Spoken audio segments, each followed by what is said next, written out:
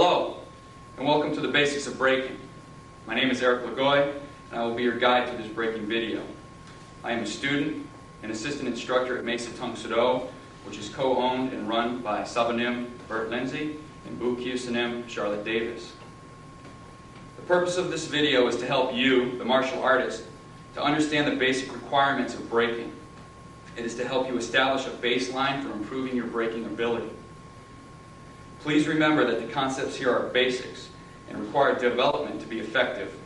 Please work with your instructors. They will have valuable information to add what we discussed today.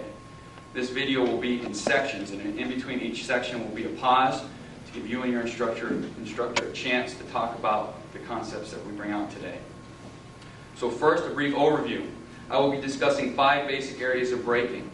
They are choosing a brake, technique, conditioning, braking material, and the responsibility of holders. At the end of this video, fellow classmates and myself will do a practical demonstration of braking. But before I begin, please remember, always consult your instructor before braking.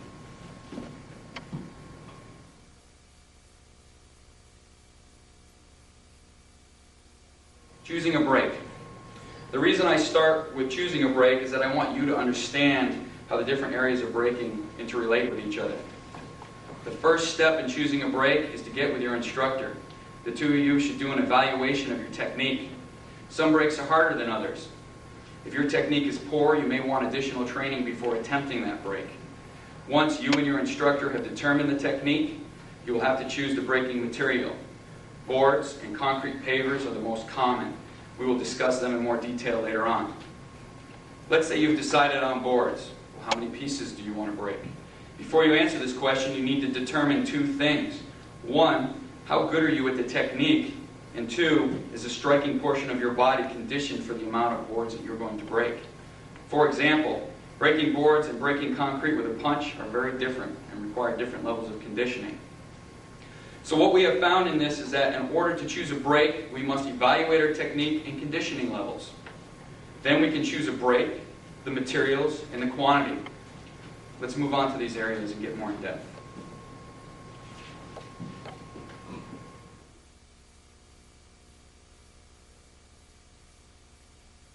Technique. Technique is what you work on every time you train. Every low block, punch, and kick you execute develops your technique. Proper technique makes braking easier. For example, when throwing a round kick, the strike should hit perpendicular to the board. Any other angle is sacrificing power, thus making the brake harder. And we're going to give you an example. David is my holder. He's got the board. The board right now is perpendicular to the floor. Spencer is going to show first the wrong way to throw a round kick. As you can see, his round kick came up and at an angle, thus sacrificing power. Spencer will now demonstrate the correct way. Okay, in that round kick, the round kick comes across perpendicular, maximizing his power. Face me, gentlemen. Thank you. When doing speed brakes, it is very important to use good hip motion. This helps you generate speed. And most importantly, do not pull your strikes. The hammer fist is a good example of this. Many people, when they try to do a hammer fist in boards, take the fist and go to brake. The fist comes down, contact with the board, and they pull the fist. This will sacrifice power. Always run your brakes through the board all the way. The technique for braking is the same technique you are learning in class. There are no special moves, and nothing changes when you brake. The board sometimes has a psychological effect on the braker. If you refer to physics, mass times speed equals force. This means the weight of your arm or your leg, how fast you throw the technique, will create how much force you're going to hit that braking material with. Good technique creates better speed, which creates more force.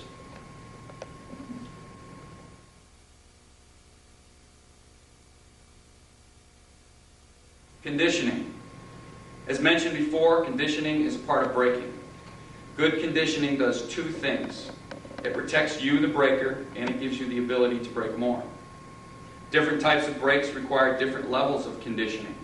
When braking with a palm strike, little conditioning is required because the palm is naturally padded. You may want to add a towel when braking concrete to protect your skin. When braking with a punch, there is little to no natural padding, so conditioning is recommended. There are many areas of your body that can be conditioned. Before doing any conditioning, you should consult with your instructor. When conditioning any part of the body, it takes time. Hard strikes that lead to bleeding will condition you, but they will lead to the formation of scar tissue. This is not the goal of conditioning. Consider the bottom of your feet. If you have been training for some time, you will notice calluses.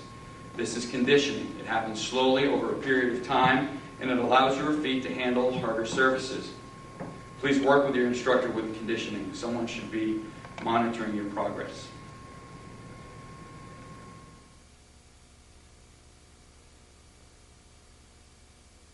Braking material.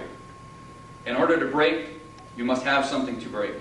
There are many different types of materials to choose from. I will be talking about two basic types of material, wood and concrete. First is wood. When choosing wood, you want to select pine boards.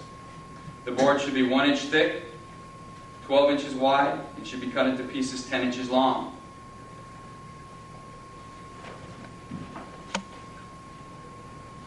If you need to lower the difficulty for small children or new breakers, reduce the 10-inch length down to 8 inches or 6 inches. I recommend buying boards in 8 to 10 foot lengths and cutting them down from there. When choosing the board, you should be looking for two things. 1, how dry the board, and 2, how many knots are in the board. When wood is freshly cut, it is considered green, meaning there's water in the wood. As the water leaves the board over time, the board becomes dry. Dry boards are easier to break. Keep this in mind. If you practice your brakes with dry wood and then compete or test with green wood, you will have difficulty or trouble with your brakes. It requires a different amount of force. Try to stay with dry wood. If you want to increase the difficulty, add a board. The second thing, knots, is also important to look out for. A knot in a board is an area where a branch was growing out of the tree when it was cut down. This is the hardest part of the board. If, when selecting a board, you cannot avoid knots, try to make sure they are not in the middle of the board. If you wish to further understand the strength of a knot, take a board with a knot in the center and cut the board with an axe. Children, please have an adult do this for you. As a rule, you will see one of two things. 1, the axe stops at the knot, or 2, the board will break around the knot. You will not see the board break through the knot. And if you strike a knot with your hand or foot, you will see the knot also not break. It will go around. Next is concrete. There are two types of concrete. I recommend pavers and scalloped layers. So first, pavers.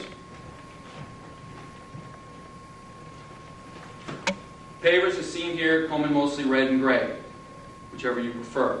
The dimensions are 2 inches by 8 inches by 16 inches. When breaking more than one, place spacers between the pavers.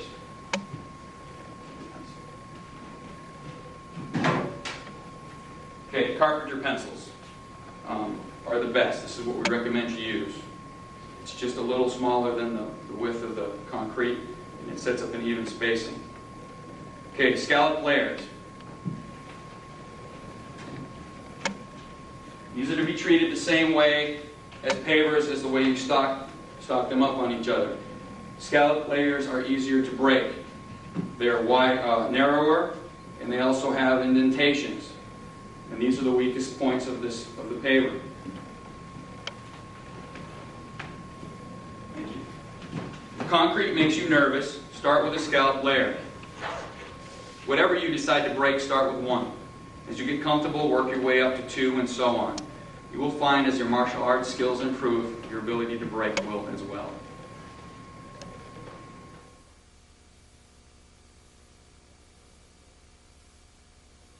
The responsibility of holders.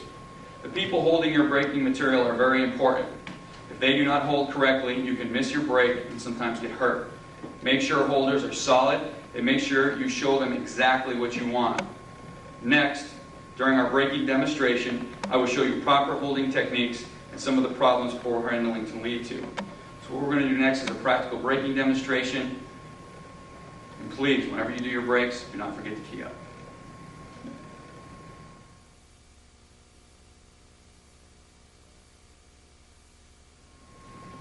Practical demonstration. what we're going to do for you now is we're going to actually do some braking, some different brakes, and we're going to talk about how to do them correctly, how to do them incorrectly, some of the problems you can run into. Come on up. Hello, my name is Blake Cummings. Okay, Blake is going to perform a hammer strike through a board. Now we've supported the board on concrete, so as far as holders are concerned, we don't have any people to worry about. The concern we have right here is where is this board resting on this concrete? It needs to be relatively close, less than a ½ inch on each side, and it needs to be even. The concrete needs to support the board, but it doesn't want to have too far in, or else you'll compromise how easy it is to break. So Blake doing a hammer fist. What's important about a hammer fist is that you strike with the meaty part underneath the pinky. Okay? Don't strike with the forearm. This is a common mistake that can happen. If your hand is too straight and you hit that forearm, you're missing your break. You come down to a front leaning stance and you line up where you're going to hit. Get your target. Okay? The common mistake here is to pull. And you'll actually bounce the board off the concrete. You want to aim through the floor. That's your target, is to break through. So Blake's going to demonstrate for us.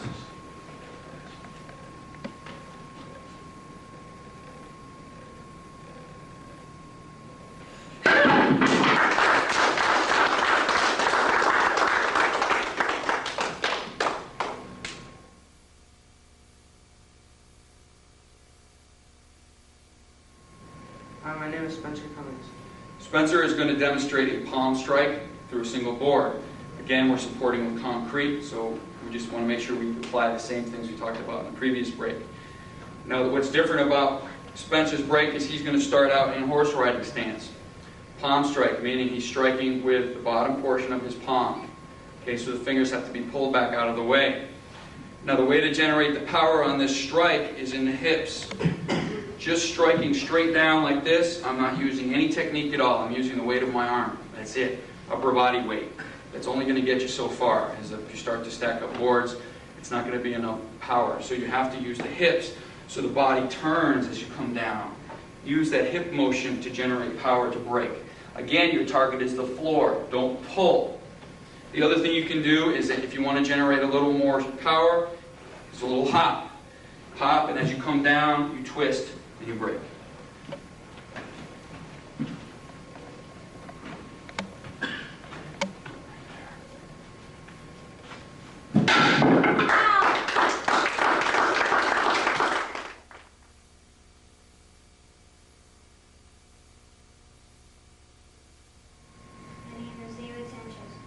David is going to demonstrate a hammer fist through concrete. Now, this is David's first time breaking concrete. Okay, and we're using a scalloped layer because it is his first time. We've placed a towel on top of the concrete to protect his hand. The technique he's going to use is the same as the hammer fist you saw earlier through a board. The only difference is the material he's breaking. He still has to use good proper technique, a tight fist, hit with the meaty part underneath the pinky, and strike through the concrete to the floor. The other caution I will have about with concrete is do not place your feet underneath the concrete because it'll break, it'll fall down on your foot.